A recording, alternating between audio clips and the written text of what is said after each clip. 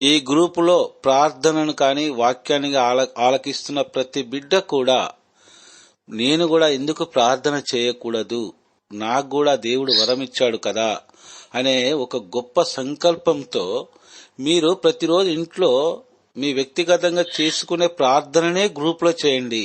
అది మీరు ఇంట్లో ఉండి చేస్తున్నారు కాబట్టి మీకు ఎలాంటి భయం కూడా ఉండదు. కాబట్టి ప్రతి ఒక్కరు కూడా ఆ దేవాది దేవుని నామాన్ని గణపరిచే ఒక గొప్ప బిడ్డలుగా ఆ దేవాది దేవుడు మిమ్మల్ని అందరినీ కూడా చూడాలని అనుకుంటున్నాడు. మరొక విషయము, ఇంతకుముందు బ్రదర్ గారు సాక్ష్యాన్ని పంచుకొని ఉన్నాడు మనందరితో పాటు. ఆ బ్రదర్ గారు చేసే ప్రతి ప్రయత్నం కూడా ఆ దేవాది దేవుడు దీవించాలని, ఆ బిడ్డ పైన ఆ దేవాది దేవుని యొక్క కృపా కరుణగల హస్తము ఎల్లవేళలా తోడుగా ఉండి ఆ బిడ్డకు దైవ శక్తిని ప్రసాదించి ఆ బిడ్డ వెళ్ళు ప్రతి స్థలములందునూ కూడా ఆ బిడ్డను దూతలు కావలిగా కాయున్నట్లుగా మనందరి ప్రార్థన సహాయము ఆ బిడ్డ గురించి మనం వేడుకొందాము. ఆ దేవాది దేవుడు ఆ బిడ్డకు మంచి భవిష్యత్తును ప్రసాదించాలని ముఖ్యముగా ఈ వాక్య పరిచర్యలో ఆ దేవాది దేవుని ధ్యానించుకుందాము. ప్రియ సహోదరి సహోదరులారా, మనమందరం చేయు ఇది ప్రయత్నం కాదు, ప్రార్థనకున్న శక్తి ఈ సర్వ ప్రపంచంలో దేనికి కూడా లేదు. ప్రార్థన కంటే ఎక్కువ శక్తి ఉన్న ఒక ఆయుధం ఉంది ఈ ప్రపంచంలో అని ఏ శాస్త్రజ్ఞుడు కూడా నిరూపించలేడు. దైవ బిడ్డలారా, ప్రార్థనతో సాధించలేనిది ఏమీ లేదు. భూప్రపంచంలో కావచ్చు, ఆకాశ మండలంలో కావచ్చు. నీలో ప్రార్థనా శక్తి ఉంటే నీకు సర్వము సాధ్యమే అని దేవుడన్న ఒక గొప్ప మాట మనకు అందరికీ కూడాను ఒక వరముగా ప్రసాదించాడు. ప్రియ సహోదరి సహోదరులారా, కాబట్టి మన గురించి మనమే ప్రార్థన చేసుకోకుండా మన అందరి గురించి కూడా ఆ దేవాది దేవుడు నీ నోటి ద్వారా ప్రార్థన వినడానికి ఆ దేవాది దేవుడు ఇష్టపడుతూ ఉన్నాడు. ప్రియ సోదరి సోదరుడా, కాబట్టి మనమందరం కూడా ప్రార్థన చేసే శక్తివంతమైన బిడ్డలుగా ఆ దేవాది దేవుని యొక్క ప్రియమైన బిడ్డలుగా మనం మారాలని ఈ వాక్య పరిచర్యలోకి వెళ్దాము. ఈరోజు మనం ధ్యానించుకోపోయే వాక్యాలు ఒక్కటి గమనించండి తల్లి, మీ అందరికీ కూడా చెప్తున్నాను. మన ఎవరి గృహాలలో వాళ్ళు మనం ఉన్నాం ఈ సమయంలో, కానీ ఈ వాక్యాన్ని ఆలకించి మీరు స్వయంగా దేవుని స్వరాన్ని వింటున్నాను నేను.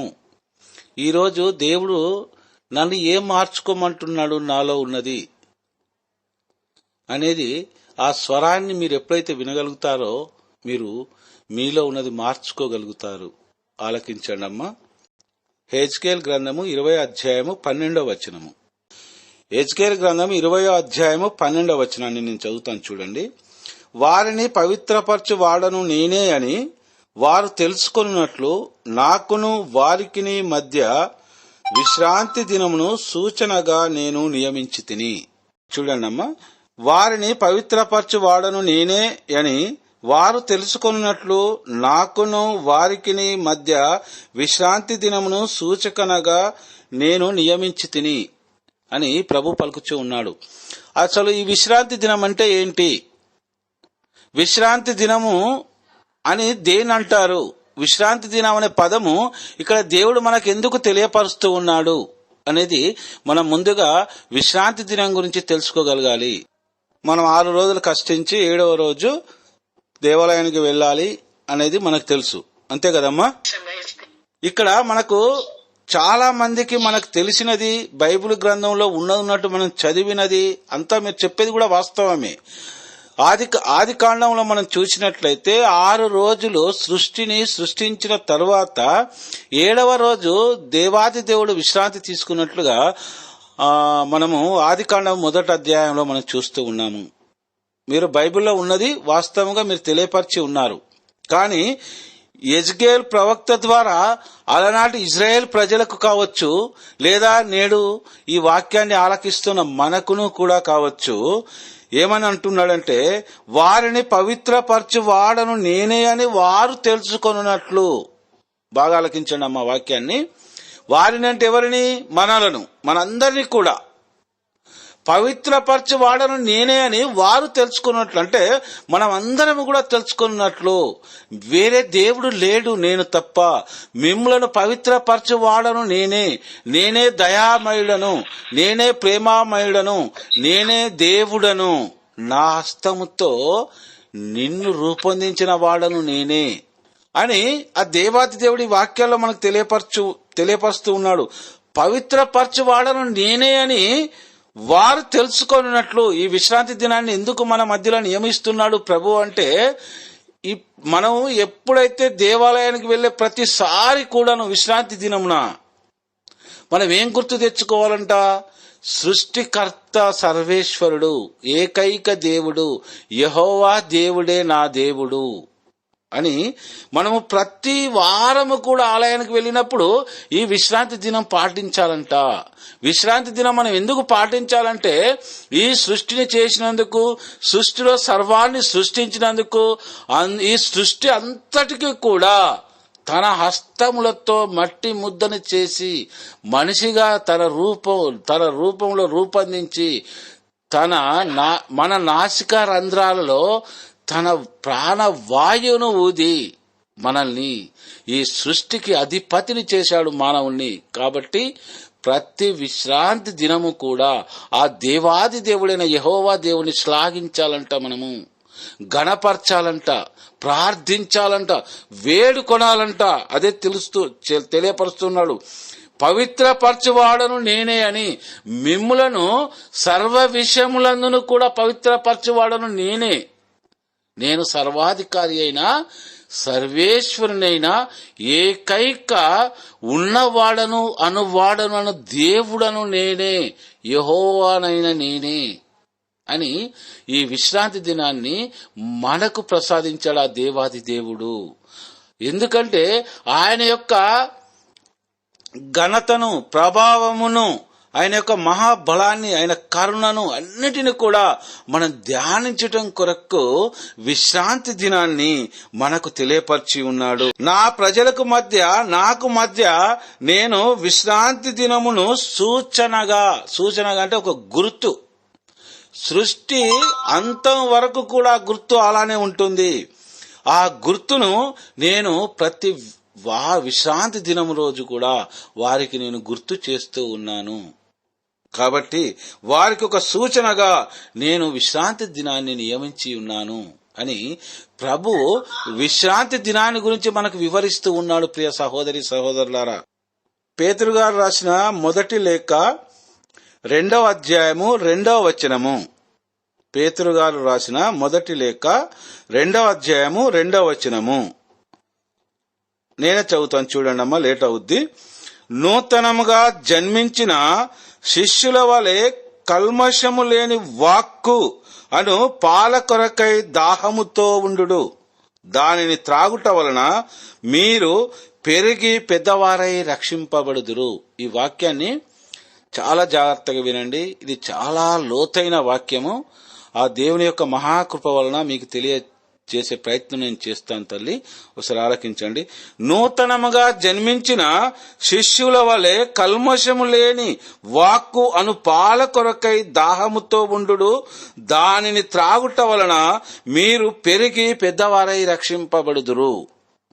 అంటే ఇక్కడ దేవాది దేవుడు మనకి పునీత పేతురు గారి ద్వారా ఏమని తెలియపరుస్తూ ఉన్నాడంటే, మనము ఇప్పుడు నూతనంగా జన్మించిన శిశువు అంటే ఒక తల్లి గర్భం నుండి అప్పుడే జన్మించిన శిశువు ఎలా ఉంటాడో మీరు ఒకసారి గమనించండి అని ఒక శిశువు వంక మనందరినీ కూడా చూపిస్తూ ఉన్నాడు. ఆ శిశువుని ఎందుకు ఆ శిశువుని చూపిస్తూ ఉన్నాడు అంటే, కల్మషము లేని ఆ శిశువు వలె కల్మషము లేని వాక్కు అని పాల కొరక్కై, ఒక తల్లి గర్భంలో ఉదయించిన ఆ శిశువు తల్లి ప్రక్కన తల్లి ఒడిలో పడుకొని పాలు త్రాగుతూ ఉన్న ఆ దృశ్యాన్ని మీరు చూడండి. మనకు తెలియపరుస్తూ ఉన్నాడు ఆ దేవాది దేవుడు. ఒక్కసారి ఆ దృశ్యాన్ని చూడండి, ఆ శిశువును మీరు చూడండి. ఆ శిశువులో తల్లి దగ్గర పాలు త్రాగేటప్పుడు ఆ శిశువులో ఉన్న సంతోషాన్ని మీరు గమనించండి. ఆ శిశువు తల్లి పాలు త్రాగేటప్పుడు తన కాళ్ళు చేతులు సంతోషముతో ఆడించడం మీరు గమనించండి. ఎందుకు?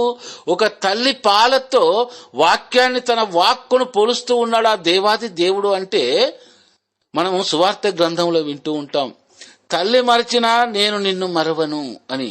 అంటే దానికి అర్థం ఏంటి అంటే, ఒక తల్లి, ఒక మాతృమూర్తి ఒక శిశువుకు జన్మని ఇవ్వాలి అంటే ప్రసన వేదనలో, పురిటి నొప్పులతో ఆ తల్లి ఆ బాధలు భరిస్తూ మరణించి శిశువుతో పాటు జన్మించాలి ఆ తల్లి. అంటే ఒక శిశువుకు జన్మనివ్వాలంటే ఆ పురిటి నొప్పులలో తల్లి మరణిస్తూ ఉంది. ఆ మరణించినప్పుడు శిశువు ఎప్పుడైతే జన్మిస్తూ ఉందో ఆ తల్లి ద్వారా ఆ తల్లి కూడా ఆ శిశువుతో పాటు జన్మించడం జరుగుతూ ఉంది. చూడండి, తల్లి త్యాగం అనేది ఈ ప్రపంచంలో మనం దేనితో కూడా పోల్చలేము. తల్లి ప్రేమను మనం దేనితో కూడా వెలగట్టలేము. ప్రియ సహోదరి సహోదరులారా, దేవాది దేవుడు ఈ ప్రపంచంలో దేనితోటి పోల్చాలన్నా అది చాలా తక్కువే అవుతుంది, అది అనువంతి అవుతుంది. కానీ తల్లి ప్రేమ కంటేను, తల్లి పాల కంటేను రక్షకరమైన ప్లేసు, స్థలము ఆ తల్లి ఒడి కంటే రక్షణకరమైన ప్లేసు మరి భూప్రపంచంలో ఎక్కడా కూడా లేదంట. అందుకే తల్లి ఒడితో పోలుస్తూ ఉన్నాడు, తన వాక్కును తల్లి పాలతో పోలుస్తూ ఉన్నాడు. ఈరోజు మనం జన్మించాము, కానీ మనం ఎలా ఉండాలంట? మీరు శిశువులను చూడండి, అప్పుడే జన్మించిన శిశువు తల్లి చెంత ఒడిలో పడుక్కొని నింపాదిగా తల్లి పాలను త్రాగుతున్న ఆ శిశువుని చూడండి. కలుషం లేని వాక్కు ఎలా ఉంటుంది నా వాక్కు అంటే, తల్లి పాలు శిశువు త్రాగుతూ ఉంది కదా, ఆ పాల వలె ఉంటుంది నా వాక్కు. చాలా గొప్ప వచనం అమ్మ, ఇది చాలా గొప్ప వచనం. దేవాది దేవుడు ఎంతలా వివరిస్తూ ఉన్నాడంటే, ఒక తల్లితో పోలుస్తూ ఉన్నాడు తన ప్రేమను. తల్లి కంటే అధికమైన ప్రేమని దేవాది దేవుడు ఎలా చెప్తున్నానంటే, ఒక తల్లి ఒక శిశువుకు జన్మనివ్వాలి అంటే పురిటి నొప్పులలో ప్రసన వేదనతో మరణించి ఆ శిశువుతో జన్మించాలి. కానీ నేను సర్వ మానవాళి పాప పరిహారమునకై శిల్వ మీద అంటగొట్టబడి నా రక్తము చిందించి ఆ రక్తముతో సర్వ మానవాళి పాప పరిహారాన్ని నేను పరిహరింపజేశాను. నా వేదన ఎంతటి వేదనను మీరు అర్థం చేసుకోండి అని ఒక మాతృమూర్తిని మనకు చూపిస్తూ ఉన్నాడు ప్రభువు. నేను మీ అందరి పాప పరిహారార్థమై శిల్వ మీద మరణించి నా రక్తముతో మిమ్మలను కడిగి శుద్ధులను చేసి వెలనిచ్చుకొని మిమ్మలను నా బిడ్డలుగా ఎన్నుకొన్నాను. ఒక తల్లి ఒక బిడ్డకు జన్మనివ్వాలంటే, కేవలం ఆ బిడ్డకు జన్మనివ్వాలంటేనే ఆ తల్లి మరణించి మళ్ళీ ఆ బిడ్డతో పాటు జన్మిస్తుంది. అది గొప్ప త్యాగము. భూలోకంలో అంతకంటే త్యాగము మరి ఎవ్వరు కూడా, ఒక మాతృమూర్తి చేసిన త్యాగాన్ని మరి ఎవ్వరు కూడా చేయలేరు. కానీ మీ కొరకు విశ్వవ్యాప్తి పాప పరిహారములకై నేను అందరి కొరకు మరణించాను. మీ అందరినీ కూడా నాతో పాటు పరలోకమునకు చేర్చుటకై సమాధిని బద్దలు కొట్టి పునరుత్థానుడయ్యాను. కాబట్టి ఒక తల్లి శిశువుకు జన్మనించేటప్పుడు తను మరణించి మళ్ళీ ఎలా జన్మిస్తూ ఉందో, మీ కొరకు నేను శిలువ మీద మరణించి సమాధిలో నుంచి లేపబడి స్వర్గలోకమున నా చెంతకు మిమ్మల్ని చేర్చుకొనుటకు నేను ఇంత త్యాగం చేసి ఉన్నాను అని ఒక తల్లిని చూపిస్తూ ఉన్నాడు ఇక్కడ మనకి. ప్రియ దైవ బిడ్డలారా, చూడండి, తల్లి త్యాగం ముందు మన రక్షకుడైన యేసుక్రీస్తు ప్రభువు ఎంత గొప్ప త్యాగం చేశాడో మన కొరకు ఈ వాక్యం ద్వారా మనకు తెలియపరుస్తున్నాడు. ప్రియా సహోదరి సహోదరులారా, మనము ఈ వాక్యాన్ని చదివి అయితే మనం ఎలా ఉండాలి? మనం ఎప్పుడైతే ఆ బిడ్డను మనం చూశామో మనము ఆ పసి పాప వలె మారాలి. మనకు ఆ వాక్యం అర్థం కావాలంటే పసి పాప వలె ఆ పాప ఎలా అయితే పాలు త్రాగుతుందో మాతృమూర్తి చెంతన మనము ఆ విధముగా దేవుని వాక్కును వినగలగాలి. అంటే పసి పాపగా మారాలి. చిన్న శిశువు వలె మనం మారాలంటే దానికి అర్థం ఏంటి అంటే మారు మనసు పొందాలి. మారు మనసు పొందినప్పుడే నీవు పసి పాపగా మారినట్లు. నీవెప్పుడైతే మారు మనసు పొందుతావో నీవందరినీ కూడా ప్రేమించగలవు. అందరిని కూడా ఎంతో ఆదరణతో వారిని దగ్గరకు తీసుకొని ప్రేమతో మాట్లాడగలుగుతావు. ఈర్ష్యమైన మాటలు నీ నోటి గుండా రావు. మారు మనసు మనం పొందామని మనం తెలుసుకోవడానికి ఇవే సూచనలు. ప్రియ సహోదరి సహోదరులారా, చాలా మంది నేటి క్రైస్తవ బిడ్డలు ఏమనుకుంటారంటే నేను క్రైస్తవుని అని అనుకుంటున్నారు. కానీ ఇక్కడ చూడండి, దానిని త్రాగుట వలన అనగా కలుష్యము లేని వాక్కు అనే పాలు ఎప్పుడైతే మనం తాగగలుగుతామో మనము పెరిగి పెద్దవారై రక్షింపబడతాము అని దేవుడి వాక్యం ద్వారా మనకు తెలియపరుస్తూ ఉన్నాడు. మనం ఎప్పుడైతే దేవాలయంలోనికి వెళ్తామో దివ్య బలి పూజలో పాల్గొంటామో అప్పుడు మనము ఆ ఆలయము మనకి ఎలా కనిపించాలంటే ఒక శిశువునకు తల్లి ఒడి ఎలా కనిపిస్తుందో మనకు ఆ ఆలయము అలా కల్పించాలి. దైవ బిడ్డలారా, ఎప్పుడైతే అలా మనకు కనిపిస్తూ ఉందో తల్లి ఒడి శిశువునకు ఎంత రక్షణకరమైందో ఆలయం అనే ఆ దేవాది దేవుని యొక్క ఒడి మన రక్షకుని ఒడిలోనే మనం ఉన్నామని, ఒక శిశువు వలె ఒదిగి ఉన్నామని మనము ఏక మనస్కులమై ఉండాలి. ప్రియ దైవ బిడ్డలారా, అప్పుడే ఒక తల్లి దగ్గర శిశువు ఎలా అయితే పాలు త్రాగగలుగుతూ ఉందో, కలుష్యము లేని పాలు ఎలా త్రాగగలుగుతూ ఉందో, అప్పుడు నీవు పసిబిడ్డ వలె మారి రక్షణ అనే దేవుని ఒడిలో కూర్చుని కలుష్యము లేని పాల లాంటి సువార్తను నీవు అంగీకరించగలుగుతావు. ప్రియ సహోదరి సహోదరులారా, తల్లి పాలు త్రాగిన తర్వాత ఆ బిడ్డ సంతోషంతో నవ్వే చిరునవ్వు ఆ తల్లి చూసి ఎంతో ముచ్చట పడుతూ ఉందంట, ఎంతో సంతోషిస్తూ ఉందంట. ఆ తల్లి మనసాగక తన బిడ్డను ముద్దాడడం జరుగుతూ ఉంది. నా జిష్టే నీకు తగుద్దేమో అని మనసులో అనుకుంటూ ఉంది. అదేవిధంగా దేవాది దేవుడు ఆలయం అనే తన రక్షణ ఒడిలోకి మనం ఎప్పుడైతే చేరుతామో ఇది ఆలయం కాదు, నా దేవాది దేవుని యొక్క రక్షణ ఒడి. నేను ఈ రక్షణ అనే ఒడిలో ఒక శిశువును స్వచ్ఛమైన పాల లాంటి తన వాక్కును నేను ఆస్వాదిస్తున్నాను, స్వీకరిస్తున్నాను అని మనము అనుకోవాలి. ప్రియ సహోదరి సహోదరులారా, మనం ఎప్పుడైతే అనుకుంటామో ఆ సంతోషము, మనలో ఉన్న సంతోషము ఒక పసిపాప శిశువు తల్లి దగ్గర పాలు త్రాగి బోసి నవ్వులు నవ్వుతూ ఉన్నట్లుగా మనం దేవుడికి కనిపిస్తామంట. అప్పుడు దేవుడు మనని ముద్దాడుతాడని ఈ వాక్యం ద్వారా తెలియపరుస్తూ ఉన్నాడు. ప్రియా దైవ బిడ్డలారా, చూడనమ్మా, రోమీలకు వ్రాసిన లేఖ 8వ అధ్యాయం 13వ వచనం నేనే చదువుతాను చూడండి. ఏలైనా మీరు శరీరానుసారులై జీవించినచో తప్పక మరణింతురు, కాని ఆత్మచే పాప క్రియలను మీరు నశింపజేసినచో మీరు జీవింతురు. వాక్యాన్ని ఆలకించండి. ఇదంతా కూడా మనం తెలిసిన తర్వాత, మనం మారు మనసు పొందిన తర్వాత మనలో కొందరు ఏమనుకుంటారంటే, కథోలికులు, ముఖ్యంగా ఆర్సిఎం కథోలికులు ఏమనుకుంటారు అని తెలియజేస్తాను. అందరు కాదు దైవ బిడ్డలారా, కొంతమంది మాత్రమే.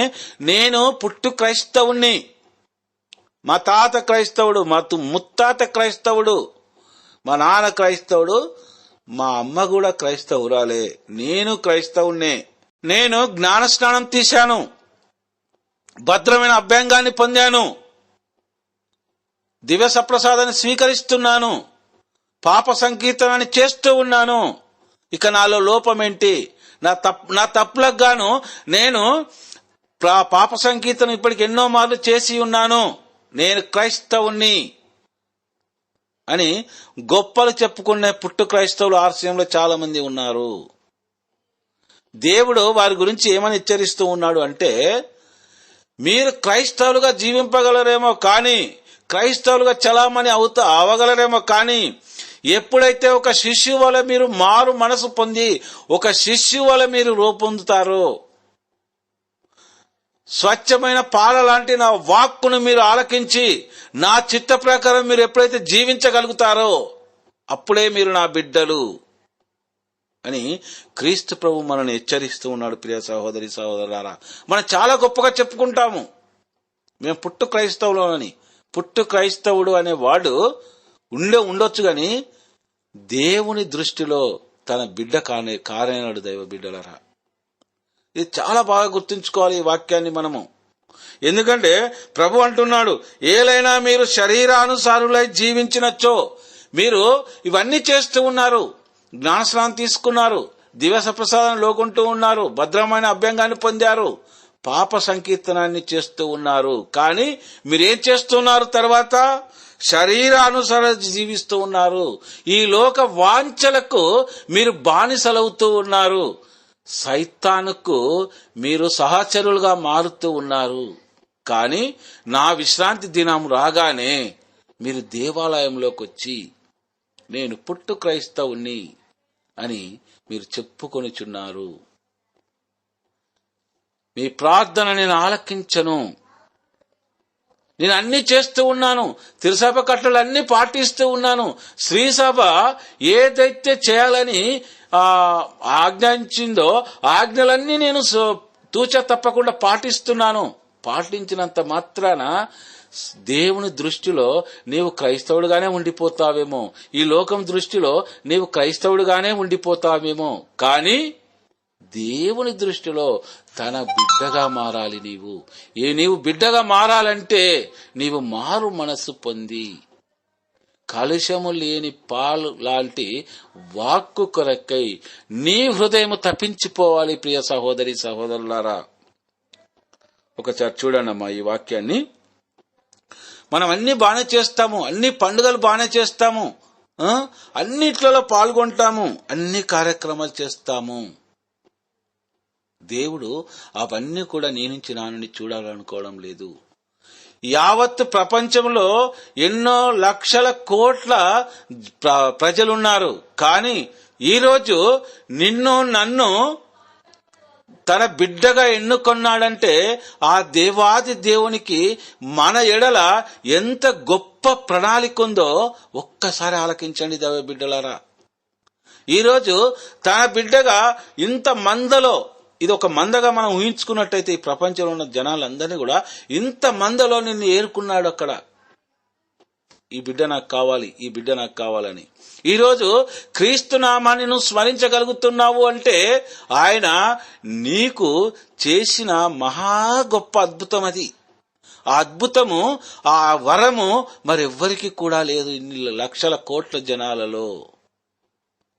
ఇంతకంటే మన జీవితంలో ఏ అద్భుతం కావాలి ప్రియ సహోదరి సహోదరులారా?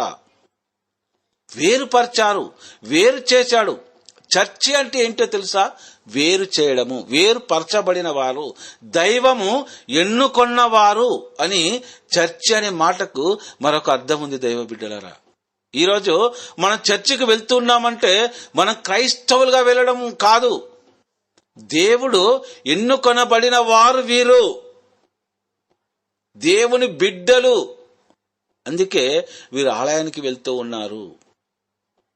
ఎంత గొప్ప అద్భుతమో చూడ దేవాది దేవుడు మన జీవితాలలో చేసింది. కానీ నేడు క్రైస్తవులలో కొందరు ఏమనుకుంటున్నారు, అక్కడ అద్భుతం జరుగుతుంది, ఇక్కడ అద్భుతం జరుగుతుంది అని ఎండమావులను చూసి పరిగెత్తినట్టుగా పరిగెడుతూ ఉన్నారు ప్రియ సహోదరి సహోదరులారా. కానీ నిన్ను ఎన్నుకున్న దేవుడు, నిన్ను తన బిడ్డగా నీ మీద ముద్ర వేసిన ఆ దేవాది దేవుడు నీ హృదయంలోనే, నీ హృదయాన్నే తన ఆలయముగా చేసుకొని నీలోనే ఉన్నాడని నువ్వెందుకు గ్రహించలేకపోతున్నావు? ఇది ఈరోజు ఆ దేవాది దేవుడు మనందరినీ కూడా అడుగుతున్న ప్రశ్న. ప్రియ సహోదరి సహోదరులారా, వారు ఎప్పుడైతే ఈ లోకానికి శరీరానుసారులై ఇవన్నీ కూడా మనం పాటించి కూడా అవన్నీ చర్చి వరకే వదిలేద్దాము, బయటకొచ్చి మన జీవితాన్ని మనం బ్రతుకుదాము అనుకుంటే దేవుని దృష్టిలో వారు మరణించిన వారితో సమానమంట. మనం ఎంత గొప్పవారైనా కావచ్చు, కానీ మన భక్తి విశ్వాసాలు చర్చి గడప లోపటి వరకే. బయటకు వచ్చిన తర్వాత మనం మరో మనుషులము, నాలో ఇద్దరు మనుషులు ఉన్నారు అని మళ్ళీ ఈ లోకానుసారంగా నీ జీవించినట్లయితే దేవుని దృష్టిలో నీవు మృతుడవు, మృతురాలవు అని ఈ వాక్యం ద్వారా మనకు తెలియపరుస్తూ ఉన్నాడు. ప్రియ సహోదరి సహోదరులారా, కానీ ఆత్మచే, దేవాది దేవుడు నీకు ప్రసాదించిన ఆత్మచే పాప క్రియలను మీరు నశింపజేసినచ్చో ఎదురవుతాయి. పాపక్రియలు అనేది మనకు ఎదురవుతాయి. వాటిని ఎక్కడికక్కడ దేవాది పరిశుద్ధ నామంలో మీరు కాళ్ళతో త్రొక్కినట్లయితే మీరు దేవుని దృష్టిలో సజీవవంతులు. చూడనమ్మా, 2వ పేతురు గారు రాసిన లేఖ 2వ అధ్యాయము 21వ వచనాన్ని నేను చదువుతానమ్మా. వారు సన్మార్గమును గ్రహించి వారికను అనుగ్రహింపబడిన పవిత్రాత్మను స్వీకరించిన పిదప విముఖులైనట్లే కదా. ఎవరైతే ఈ లోకాశలకు లోనవుతారో, సైతానుకు దాసులు అవుతారో వారి గురించి రాయబడుతున్న వాక్యం ఏంటంటే, వారు సన్మార్గం గ్రహించి కూడా, అంటే నేను ముందుగా చెప్పినట్లుగా ఇవన్నీ కూడా శ్రీసభ మనకి ఎలాంటి అయితే మనకు అన్ని ప్రసాదించిందో అవన్నీ కూడా పాటించిన తర్వాత అవన్నీ పాటిస్తూ కూడా సన్మార్గం అంటే అదే క్రీస్తు బిడ్డనని చెప్పుకుంటూ కూడా వారికను అనుగ్రహింపబడిన పవిత్రాత్మను స్వీకరించిన పిదప, ఏదైతే పవిత్రాత్మ నాలో ఉందని నువ్వు స్వీకరించిన తర్వాత కూడా నువ్వు విముఖులమైనట్లే కదా. అంటే వాటిని అన్నిటిని కూడా నీవు విమర్శించినట్లే కదా, విడిచిపెట్టినట్లే కదా. అది దేవాలయం వరకే, ప్రతి విశ్రాంతి దినం వరకే ఆ దేవాలయం లోపలిని వదిలిపెట్టి వచ్చేస్తున్నావు కదా.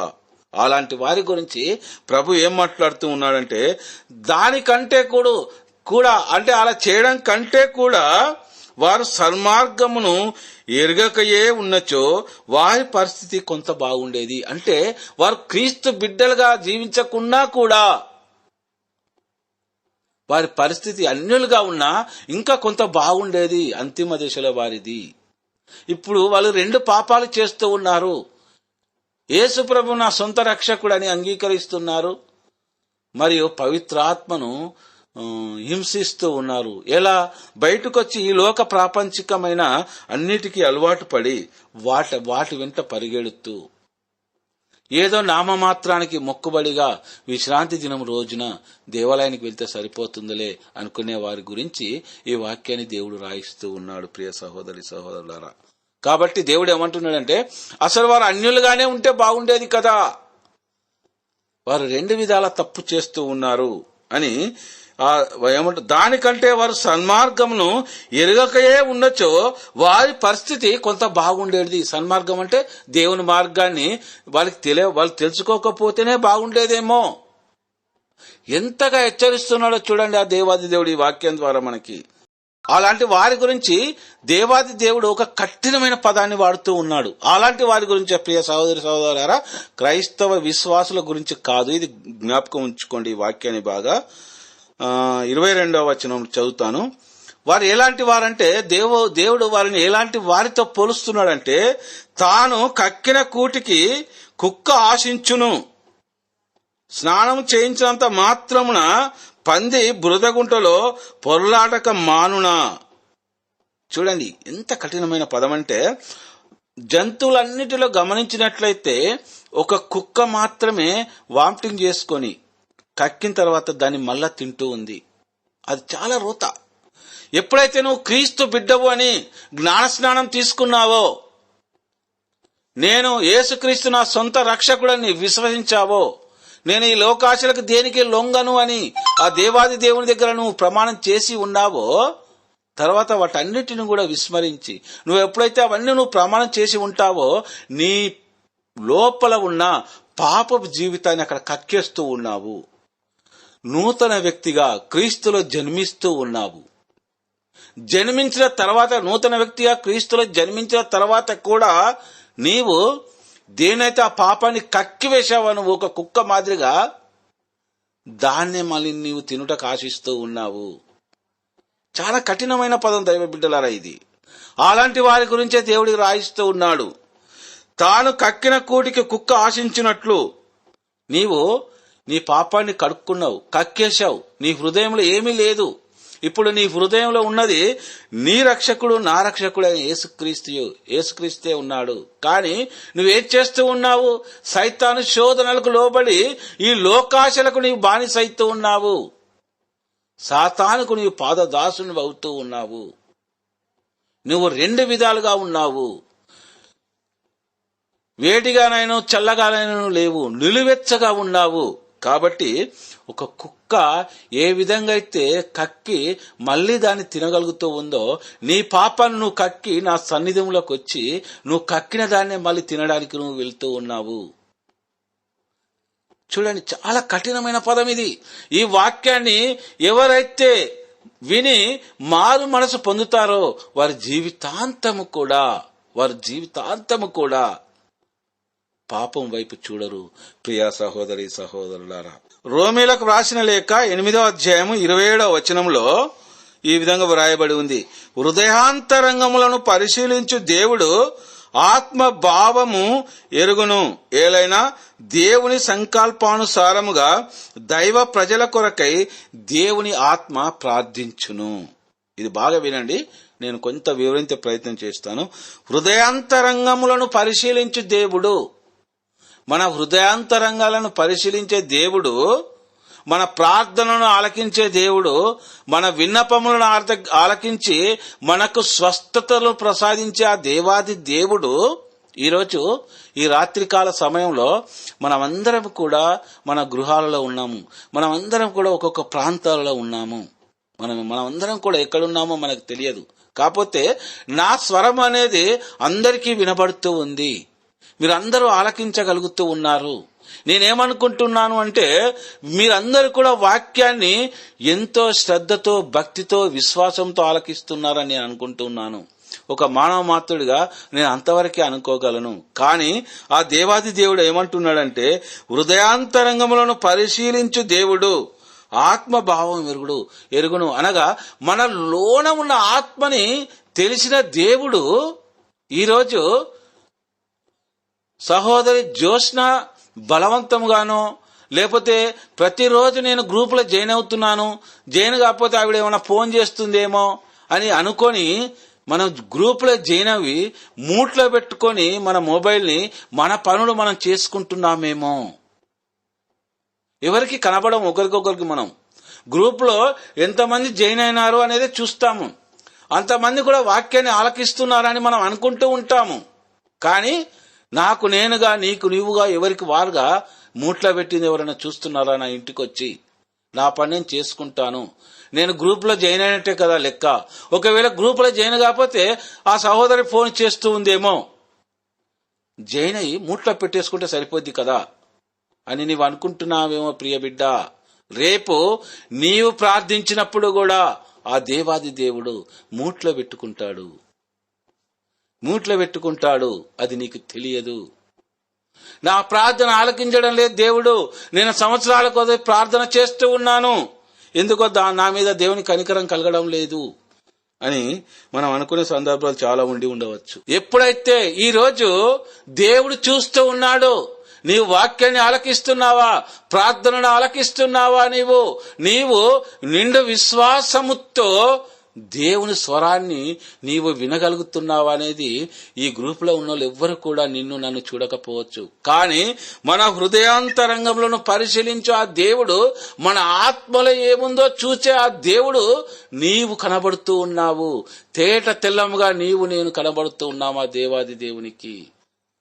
నీవు గ్రూప్లో జాయిన్ అయ్యి, లేదా గ్రూపే కావచ్చు, లేదా ఒక దేవాలయానికి వెళ్ళి మనము దేవాలయంలో మనం ఉన్నాము అంతే.